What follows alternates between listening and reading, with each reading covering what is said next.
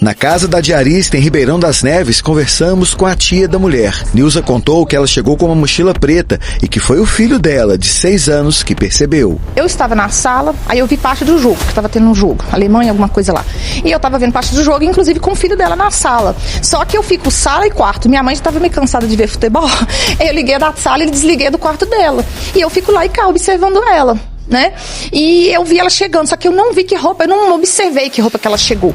Eu só ouvi quando o menino falou: mãe, e essa mochila? Aí eu dei uma olhada de relance de quina, ela já estava entrando na porta do quarto dela e eu vi que ela estava segurando no braço uma mochila dessas de costa, preta, que é esses tipo de suporte para notebook, tipo essas mochilas de costa mesmo, né?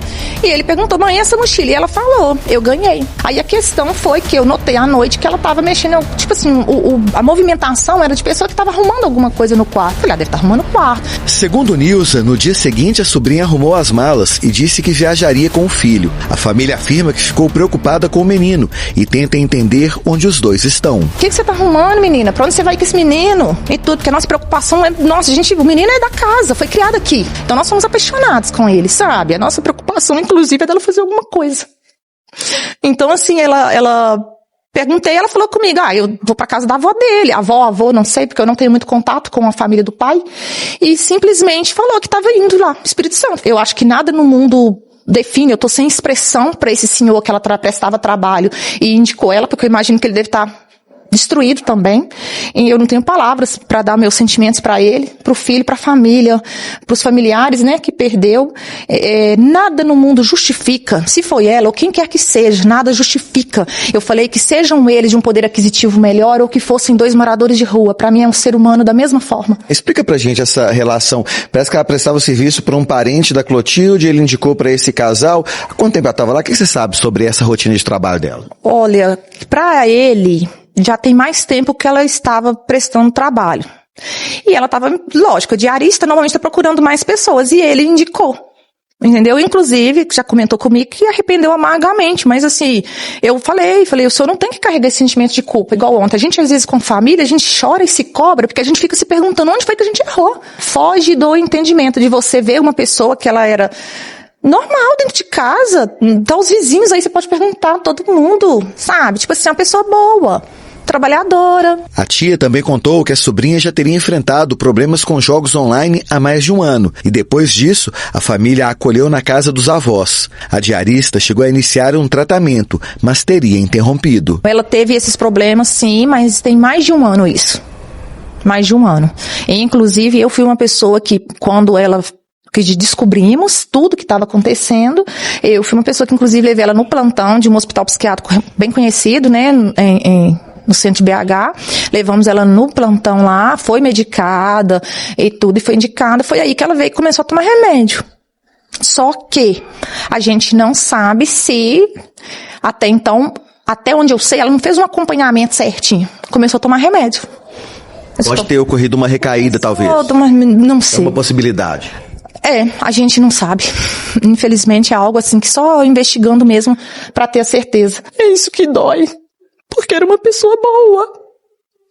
Não era uma menina que falar com você, nunca gritou comigo aqui dentro de casa. Mora mais de 1 ano com nós.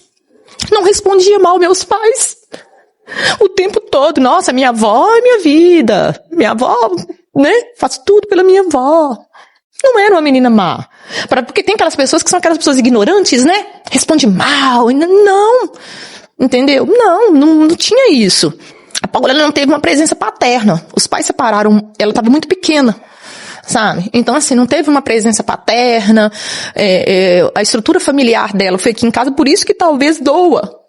Porque não foi só ela, foi os outros irmãos também. Foi 3 crianças participativas. A mãe dela mora nessa rua. Não é uma coisa de você ver uma pessoa que você criou, que você carregou, você trocou fralda da pessoa, sabe? E você vê que é uma menina boa, trabalhadora, corria atrás das coisas dela, tipo assim, a gente não sabe em que momento que ela se perdeu. Eu acho que talvez a família até pense nisso, né? Até em que momento que a pessoa se perdeu, que você está convivendo com ela dentro de casa e você não nota, não percebe. Eu quero que a justiça seja feita, seja ela, seja quem for. Nossa família, ela é de acordo com isso, que ela tem que responder. Se for provado que foi ela vai responder pelo que ela fez.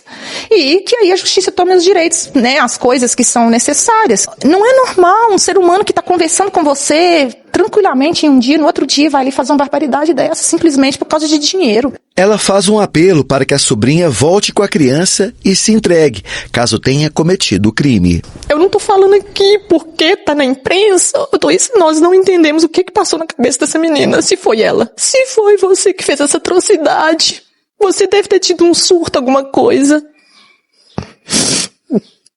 Por amor que você tem aos seus avós, por amor ao seu filho, aparece. Se não é você, se a dona te deu a mochila mesmo, que você tava no braço, né, que eu não sei o que a câmera pegou, mas se não foi você, aparece, dá sua cara, tapa. Fala, olha, eu saí mesmo, ela me deu a mochila, mas eu saí, deixei os dois lá. O que aconteceu depois, não sei. Mas aparece. O que você arrumou pra sua vida e pra nossa, Paola? Como é que tá falando? A família tá destruída. A Paola Stephanie, ela falou que estava com dívida, estava devendo para agiota, depois falou que ouviu vozes, que ela estava em surto psicótico. A polícia recuperou os objetos furtados do apartamento das vítimas e também divulgou o resultado do laudo toxicológico do casal. Por que laudo toxicológico? Porque essa moça, a Paola, ela dopou o casal de idosos para poder praticar o furto no apartamento, e enquanto eles estavam dopados, ela desferiu vários golpes de faca. Um crime, um requintes de crueldade. A reportagem com os detalhes agora. Se liga, Brasil! Um cordão de ouro, além de 3 relógios de alto valor, 2 Cartier e um Ômega. Apenas um deles tem valor estimado em cerca de R$92 mil. O outro, quase 24 mil. Já o Ômega vale em torno de 14 mil no mercado. Segundo a Polícia Civil, as peças pertenciam ao casal assassinado pela diarista Paola Stephanie, que confessou o crime. Elas foram entregues em uma delegacia pelo comprador, horas após a prisão da suspeita. O homem disse que pagou cerca de R$4.800 pelos produtos. As investigações continuam ganhando corpo com novas provas que revelam detalhes do assassinato e confirmam alguns pontos do depoimento da mulher presa. Os exames toxicológicos da perícia técnica foram concluídos. O laudo deu negativo para o uso de bebidas alcoólicas pelas vítimas e apontou a presença de substâncias calmantes, nome popular clonazepam. Paola já havia informado à polícia que dopou as vítimas com medicamentos controlados de que ela fazia uso, o que provocou sonolência do casal Cláudio e Maria Clotilde Atala, de 75 e 76 anos. Eles foram mortos com várias facadas no apartamento que a diarista limpava pela primeira vez. Em seguida, a autora do crime roubou vários objetos e saiu do prédio carregando o produto do roubo em sacolas e bolsas. Ela também usava roupas e óculos da mulher de 76 anos, que já estava morta. Uma tia da diarista foi ouvida pela Polícia Civil e assumiu a guarda provisória do filho da investigada de 6 anos até que a justiça defina o destino da mulher, que foi levada para um presídio na região metropolitana de Belo Horizonte. A medida vai permitir que a criança permaneça no endereço em que já residia. No local moravam Paola e o filho, os avós maternos da criança, além de outros familiares. Nilza disse à polícia que a sobrinha tinha instabilidade emocional, mas que não pode confirmar qualquer diagnóstico. Disse ainda que não sabe dizer se o medicamento que ela usava havia sido prescrito ou se era utilizado por orientação médica. Ela voltou a afirmar que foi a criança que enviou a mãe com uma mochila diferente e que Paola teria dito que era presente. No depoimento, Nilza ainda declarou que Paola havia comentado anteriormente que iria trabalhar em um local indicado por um empregador. A Paola é uma menina trabalhadora, uma boa mãe, uma boa neta, sobrinha de coração enorme. Menina, nós estamos assim, eu não consigo falar a respeito. Tá sendo triste isso, porque é uma reportagem atrás da outra. Gente, nós nunca passamos por isso. Por meio de nota enviada à TV Alterosa, o primo da vítima se manifestou. Disse que não direcionou Paola para Cláudio Atala e a esposa e que a diarista lhe pediu para enviar o currículo dela para alguns contatos. Disse que precisava de mais trabalho e que tinha filho pequeno para cuidar.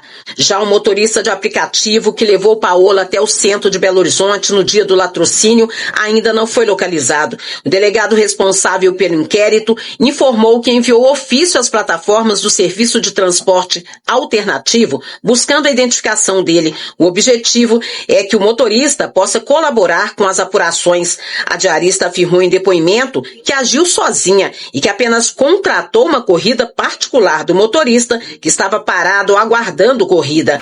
Essa mulher aí, segundo a suspeita da polícia, já teria atuado como garota de programa antes de trabalhar como diarista. A apuração também busca esclarecer se ela participava aí de roubos em que vítimas eram dopadas, no chamado Boa Noite Cinderela. Vocês já devem também ter ouvido falar sobre isso. E as investigações ganharam força agora, depois que uma nova vítima relatou ter sido dopada durante uma faxina e também foi roubada pela mesma mulher. No momento da prisão, gente, a polícia também encontrou 40 comprimidos de clonazepam com a suspeita e está apurando se o medicamento era usado para dopar as vítimas antes dos crimes. Mas Paola, ela teria outros crimes já envolvendo aí essa questão de dopar pessoas. Por quê? Porque a investigação trouxe que ela já foi garota de programa e por esta questão ela aplicava o Boa Noite Cinderela nas vítimas. Então, quando ela foi pega aí com 40 comprimidos do clonazepam na bolsa dela no momento da prisão lá no hotel, ela já andava com esses comprimidos na bolsa. Não é que ela só dopou os idosos que ela matou, que ela teria dopado o primo desses idosos, ela já teria dopado clientes enquanto garota de programa e dopou também uma ex-patroa, que depois que esse caso veio à tona, essa mulher se apresentou na delegacia falando que foi vítima dela, inclusive com desaparecimento de joias, dólares e dinheiro, em reais também. Então, assim, outras vítimas podem aparecer nesse caso, viu, Paulo? a polícia descartou a participação daquele motorista do carro, né, que estava levando ela, né? Eu queria que você pudesse falar um pouco sobre isso. Descartou, ele teria sido chamado por uma corrida normal, né, realmente, apenas, mas tem uma outra informação importante que veio também de novidade esse final de semana, Paulo. Por favor. O primo que teria apresentado ela para os idosos? Sim. Esse primo, ele também pode ter sido dopado por ela, por quê? Porque ele estaria apaixonado pela diarista. Não é possível, Então, gente. ela teria aí, estão investigando que ela teria aí ludibriado ele também, tanto é que ele pagou uma dívida de R$5 mil para um agiota, que ela estava na Argentina, jurada de morte. Ele pagou esses 5 mil para ela poder voltar e aceitou ela trabalhar de volta na casa dele. Então, assim, não que ele esteja envolvido com a questão da morte dos primos, mas ele tinha um possível envolvimento com a diarista, porque ela também já teria tentado ludibriar ele. Olha, o negócio é o seguinte, gente, ninguém, cá entre nós, se meu senhor e minha senhora, quero ouvir vocês aqui no chat, já vai mandando as mensagens, mas ninguém indica para uma outra pessoa, alguém que você inclusive sabe que deve à agiota e que você já pagou para ajudar. Não é, Badaró? Com certeza, Paulo. Você vai indicar essa pessoa assim? Se tem uma pessoa que trabalha dentro da sua casa, que tá com um problema aí com a agiota, que você inclusive até paga essa dívida, você quer tirar essa pessoa de dentro da sua casa. Você não indica ela para um casal de idosos aí da sua família. E outra, tem a questão de que ele também teria recebido uma ligação dela durante o dia, enquanto ela estava lá na casa dos idosos, falando que a senhora estava passando mal, que o senhor estava dormindo, e aí ele nada fez.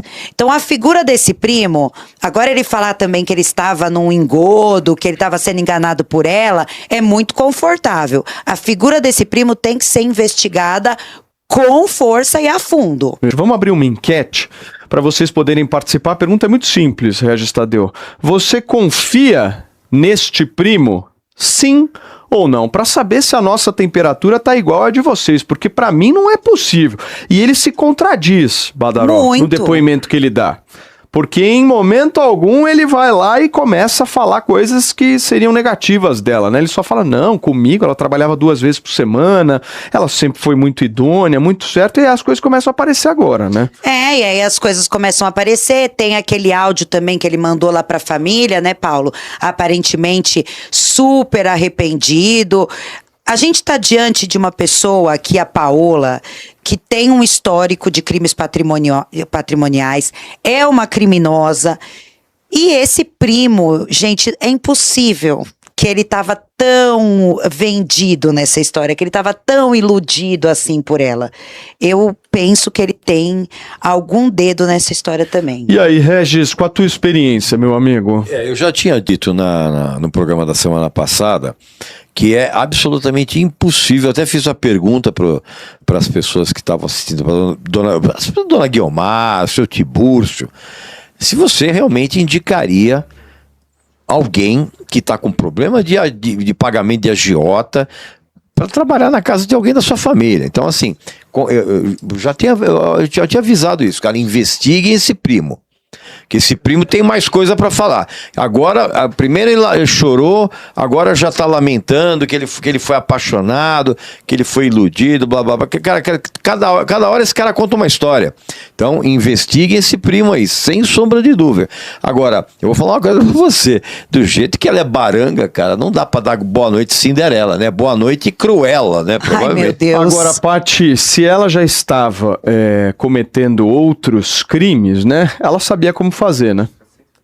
Modus operandi, Paulo. Eu conversei com o delegado titular, o Dr. Gustavo Baleta, no final de semana. Ele falou, Patrícia, esses comprimidos que nós encontramos com ela na hora da prisão já eram comprimidos que andavam na bolsa dela, sempre. Então, quando ela visualizava uma vítima em potencial, ela já estava com a arma do crime lá, que eram os comprimidos. Então, porque até o delegado falou, né, uma pessoa que sofre de problema emocional, algum tipo de psicose, vai levar 1 ou 2 comprimidos na bolsa para tomar no dia. Agora, 40 comprimidos.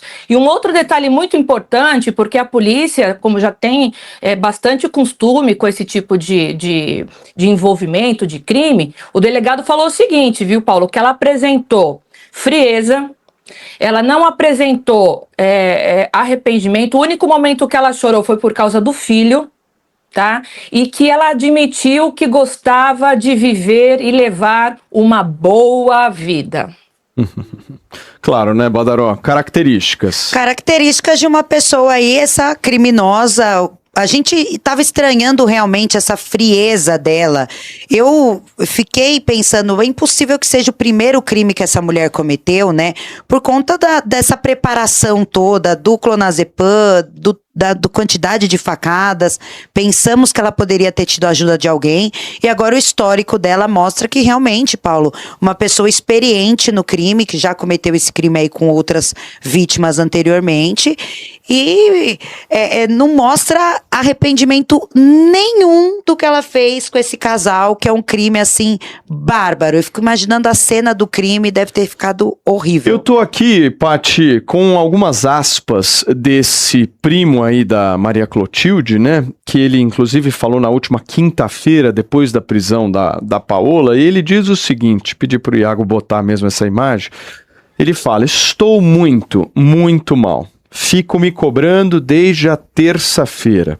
E aí ele diz, Paola começou muito bem lá em casa, era muito gracinha, cuidava de tudo, deixava a comida pronta, cuidava muito bem das minhas roupas, mas de uns tempos pra cá começou a mudar o comportamento. E aí ele diz, depois fui descobrir que ela não tinha ido ver o pai, né? Porque ela falou que iria visitar o pai por uma semana, aí ele diz, depois eu fui descobrir que ela não foi ver o pai, sei que viajou com um homem e voltou mudada, nunca explicou direito o que aconteceu, ou seja, aí a pessoa vai lá e indica, né? Ou seja, ela depois mente, de tudo isso. ela mente pro cara, o cara pega e faz o quê?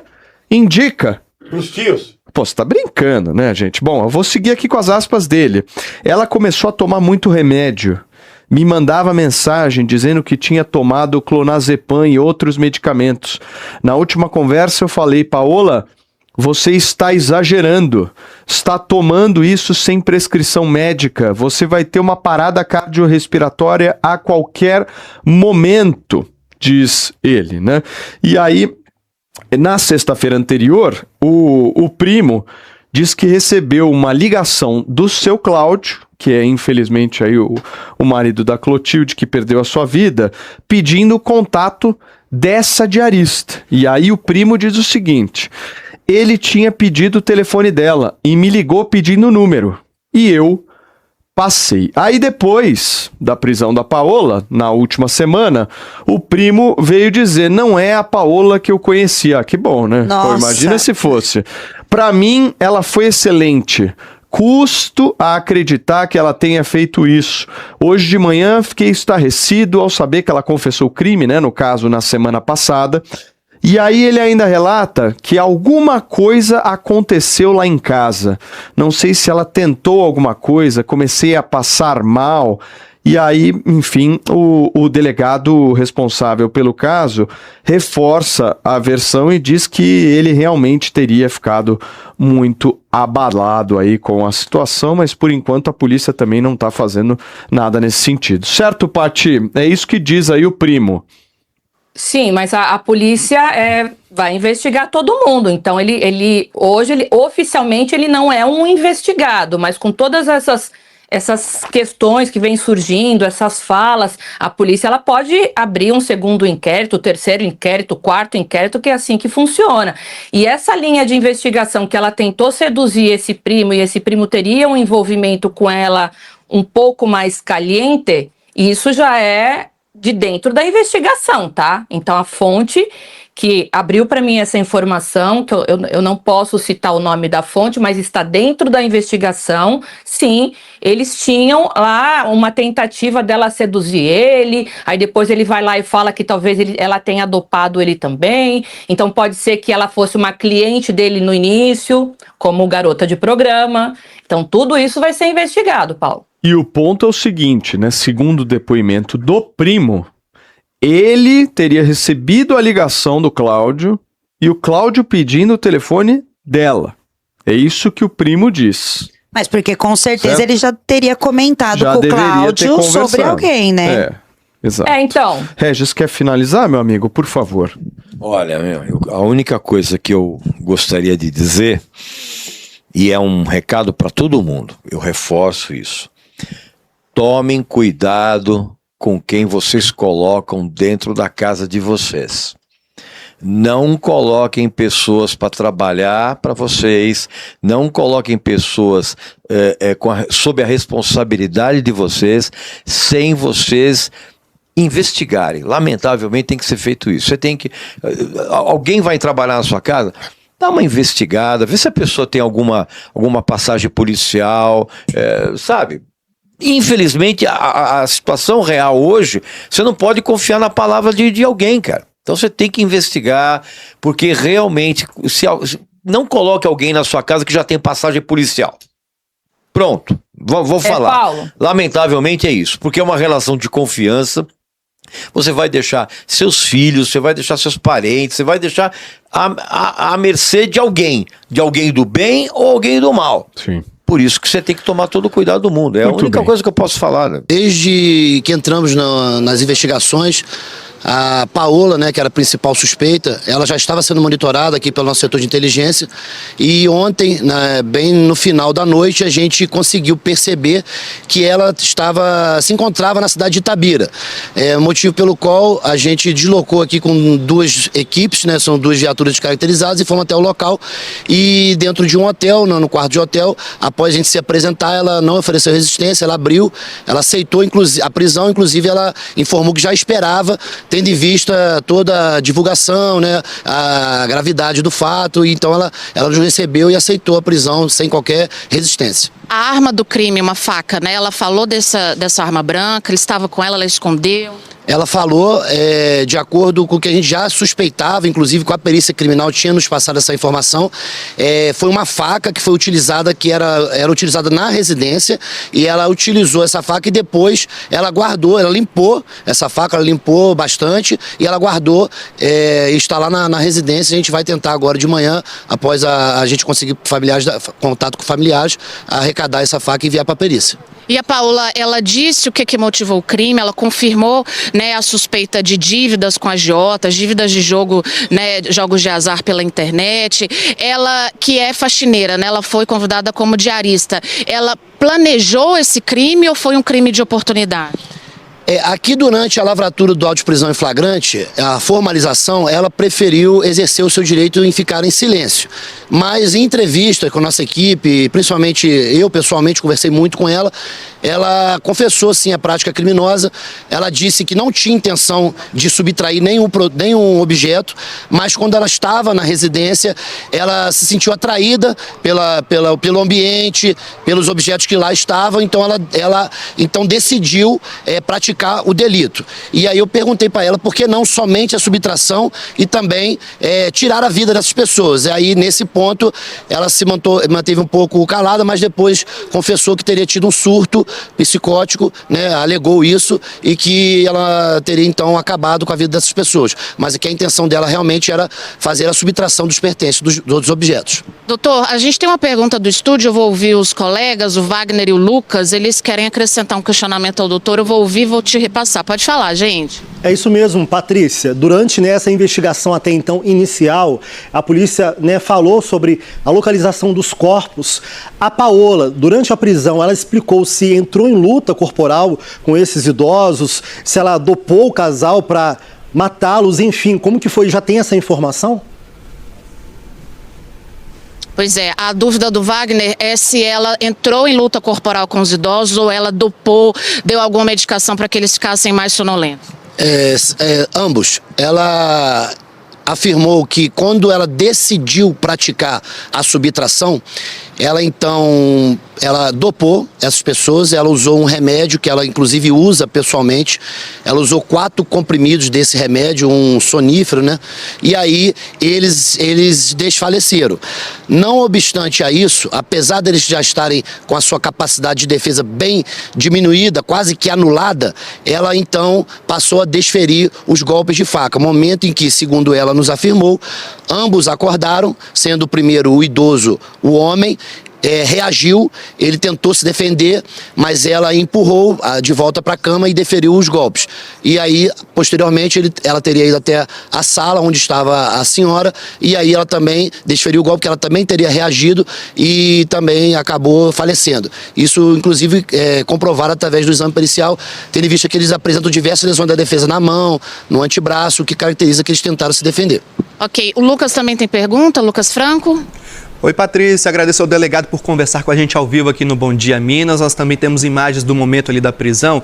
E, Patrícia, a gente está preocupado também com o filho, da Paola, porque ela saiu de casa com a justificativa de que iria para o Espírito Santo visitar a família, do filho dela. E a gente está acompanhando, então, as imagens aí da Polícia Civil, da prisão também. E aí, Patrícia, o questionamento que fica...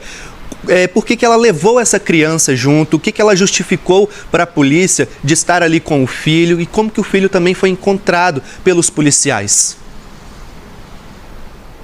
Okay. Doutor, o filho dela de 6 anos, inicialmente ela disse que ia viajar para Espírito Santo.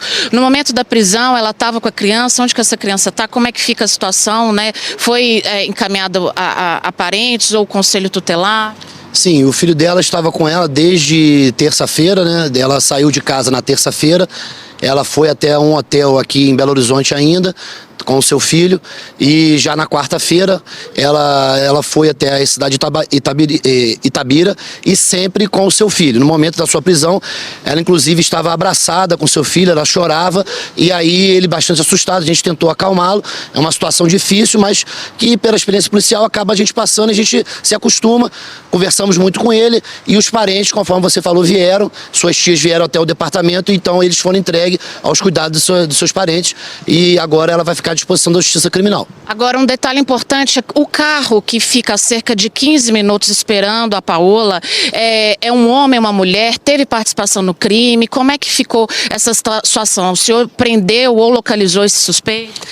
Não, ainda não temos a identidade dessa pessoa, mas inicialmente a investigada Paola nos informou que ele teria participação, mas ela veio ela trouxe uma história muito confusa, um pouco sem nexo. A gente conseguiu dialogar com ela e ela disse então que na verdade ele tratava somente de uma pessoa que estava fazendo uma corrida, parado naquela localidade, mas ele trabalha com um aplicativo de corridas. Então ela ofereceu uma corrida até a região da Praça 7, como a gente já tinha certeza, e teria pago, né, por essa corrida R$40. Agora as investigações não estão satisfeitas com essa declaração. Nós vamos tentar chegar a essa pessoa, a essa identidade, para saber realmente se ele tem participação no delito ou se foi somente uma corrida de aplicativo, uma situação de momento ali. Doutor, quais são os próximos passos agora? A Paola está aqui no DEPATRI, ela vai ser encaminhada ao IML para fazer exame de corpo de delito, esse procedimento já foi feito, ela vai para a unidade prisional, como é que é o protocolo agora? Sim, ela está aqui no DEPATRI, tendo em vista que a prisão foi feita quase que de madrugada, o auto de prisão em flagrante, a formalização foi feita durante toda a madrugada e agora, no início da manhã, a gente conseguiu uma vaga para ela no sistema penitenciário, então a equipe policial vai encaminhar ela agora ao IML para fazer o exame de corpo de delito e, posteriormente, daqui a algumas horas, ela vai ser entregue ao sistema penal e onde ela ficará aguardando, então, a decisão judicial sobre a audiência de custódia e os demais procedimentos.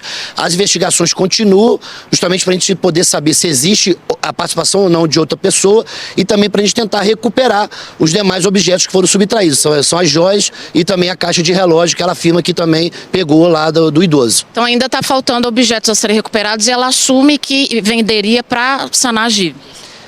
Sim, ela assume que pegou todos os objetos que estavam lá disponíveis, que ela tinha interesse, mas as dívidas que foram ventiladas anteriormente, ela alega que já foram pagas. Ela informou que essa nova subtração seria somente para custos pessoais, dia a dia, que ela não teria nenhum tipo de dívida mais a ser paga. A gente tem uma última pergunta do estúdio, pessoal. Eu preciso liberar o delegado, que os outros colegas precisam conversar com ele para esclarecer, né? Pode falar aí, Lucas e Wagner, por favor. Patrícia, só mais uma questão. A Paola chegou a contar para a polícia, porque inicialmente ela falou o destino Espírito Santo. Foi encontrada aqui na região central. Foi uma tentativa ali de despistar os policiais? Ela tentou despistar os policiais, porque inicialmente falou para a família que ia para o Espírito Santo, mas acabou indo para Itabira. Ela chegou a contar se foi uma estratégia de fuga e se arrependeu no meio do caminho por conta da repercussão?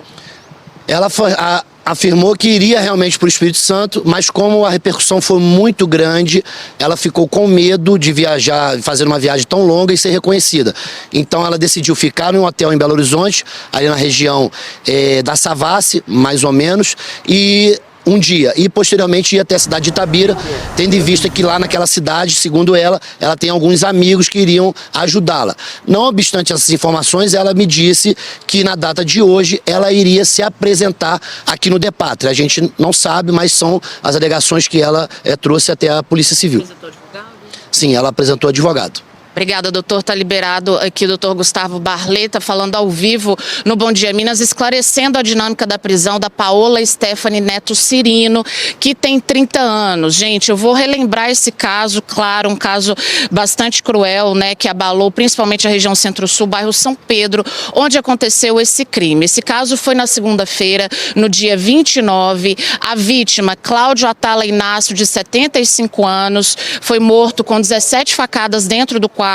A esposa dele, Maria Clotilde Moreira Maciel Atala Inácio, que tinha 76 anos, foi esfaqueada com 7 facadas na sala do apartamento. Inicialmente, a Paola Stephanie, ela foi indicada para fazer um serviço de limpeza nesse apartamento. As câmeras de segurança registraram o momento que ela chega no condomínio às 7h28 da manhã para fazer esse serviço. Ela chega com uma vestimenta e por volta de 13h32 da tarde, ela deixa deixa esse condomínio, então, com 2 sacolas bastante volumosas e com uma outra roupa. A Polícia Civil ontem, durante a coletiva de imprensa, disse que ela tomou banho no apartamento do casal e trocou de roupa, além de subtrair vários pertences valiosos, né? Principalmente os 2 celulares, uma caixa de relógio, uma bolsa de grife e, segundo a polícia, algumas joias também faltam ser recuperadas. O filho do casal, gente, ele deu depoimento para o delegado, dizendo que entre meio-dia e 25, meio-dia e 30 da segunda-feira, ligou para o pai, o seu Cláudio, convidando ele para assistir o jogo do Brasil e Japão, o jogo pela Copa do Mundo. O seu Cláudio recusou esse convite e mais tarde, por volta de meio-dia e 30, o cunhado liga para o seu Cláudio, insistindo no convite para ver o jogo da seleção, e ele recusa mais uma vez, justificando que tinha uma mulher no apartamento dele pela primeira vez para fazer um serviço de faxina. A polícia, gente, conseguiu também um outro ângulo das imagens, onde mostra um carro que fica estacionado ali na esquina por volta de 15 minutos, esperando a Paola Stephanie sair do condomínio e embarcar no veículo. Então, eles estão trabalhando para entender se essa segunda pessoa tem participação clara no crime ou se é apenas um motorista de aplicativo que ali, devido às circunstâncias, acabou prestando um serviço de fuga para essa mulher. Mais tarde, a polícia localiza o endereço dela em Ribeirão das Neves, vai até a casa dela. Uma tia disse que ela tinha viajado com o filho para Espírito Santo, mas que ela tem dívidas com jogos de azar, jogos de apostas online, e que ela estava devendo a agiotas e que a família já tinha se mobilizado para sanar essa dívida, mas tudo indica que o crime foi motivado, então, foi um latrocínio, foi um roubo seguido de morte, conforme o doutor Gustavo nos relatou. Então, a prisão dela, entre 11 horas da noite de ontem e meia-noite de hoje, localizada em um hotel em Itabira, na região central de Minas Gerais. Ela assumiu esse crime e agora os próximos trabalhos. Eu quero mostrar para vocês a reportagem dos nossos colegas com a cerimônia de despedida do casal ontem à tarde no cemitério Parque da Colina. A cerimônia foi ontem, Daqui a pouco a gente fala desse assunto, da reportagem, mas agora os próximos passos é justamente, ela fazer o exame de corpo de delito, ser encaminhada ao sistema prisional, e um advogado já se apresentou aqui na delegacia em defesa da Paola Stephanie Neto Cirino, de 30 anos. Lucas e Wagner, eu volto com vocês. Patrícia, muito obrigado. Agradeço também mais uma vez ao delegado essa disponibilidade para você que está ligando a TV agora e vai acompanhar também, Lucas, o momento da prisão. Imagens aí, rodando nesse momento, onde Paola foi presa em um hotel na cidade de Itabira, na região central do estado. Os policiais fazendo todo o trabalho de apuração, conversando também com essa mulher para entender toda a motivação desse crime que chocou todo mundo. Aconteceu na segunda-feira aqui na capital, na região Centro-Sul.